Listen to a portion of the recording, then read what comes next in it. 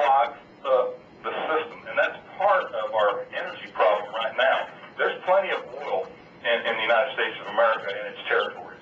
They have found more than we know about in the past 5 years, but they cannot get to it because of the regulations, because of, hey, I'm an avid hunter, so I'm all for the environment, but there are people that, what I call tree huggers, they do it because it's just something for them to do.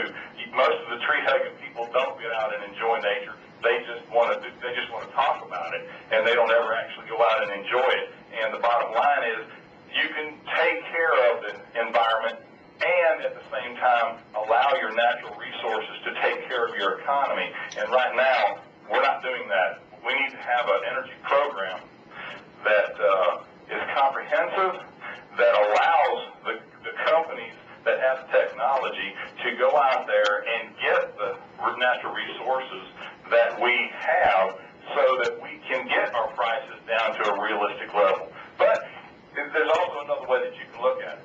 Let the price be $4 a gallon, $5 a gallon. Just get it to a point where people can get used to it, and then they'll adjust.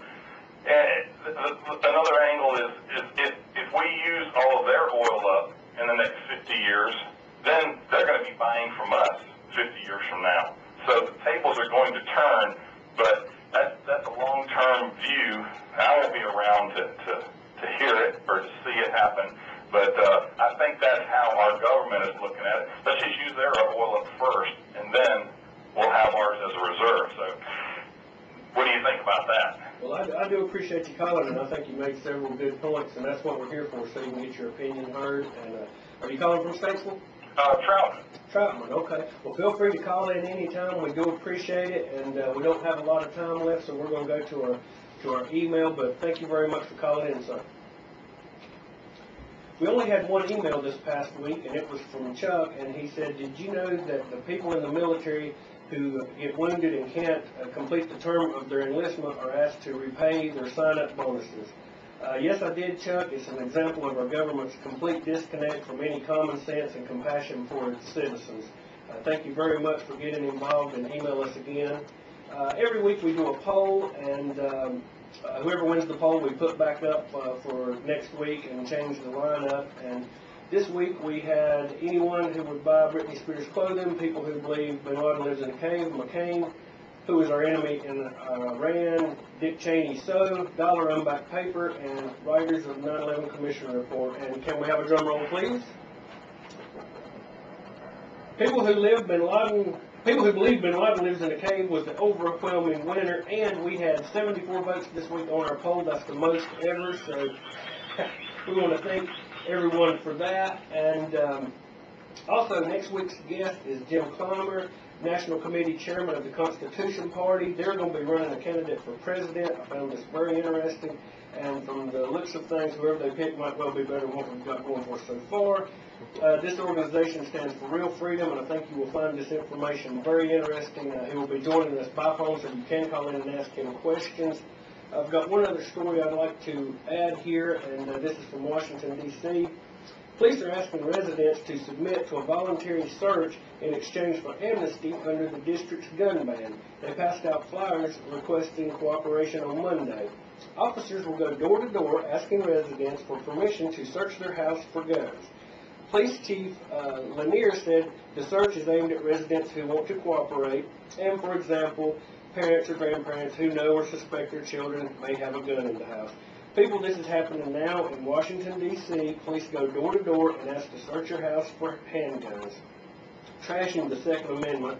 And if we sit around and do nothing like we have since we were born, this will be coming to a neighborhood near you soon.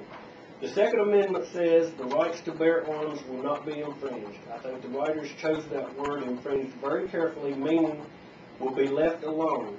By definition, having to buy permits, which is essentially buying permission, is an infringement. But in D.C., we have a complete ban. Now, that is an infringement for sure. If you ignore your constitutional rights, they will go away. Bush rebate checks will make the economy stronger than ever. This is what Mr. Bush said Thursday, the 27th. Mr. Bush visited a small town in Virginia and discussed his plans for reviving the economy. To make the economy stronger than ever before, Bush argued, we must wait for the people to spend their rebate checks.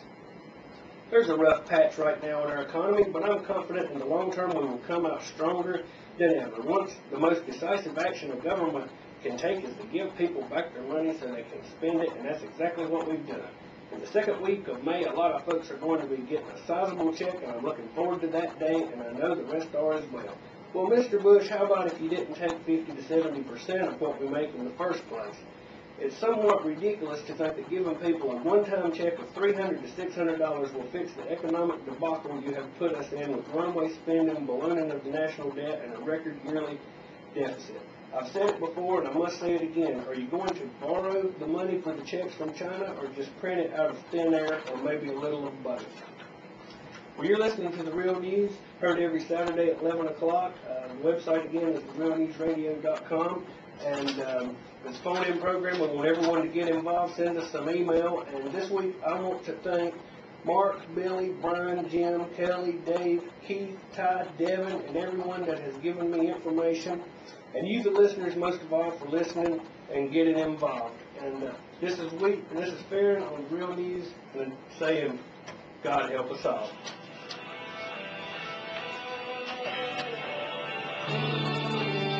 Very cool.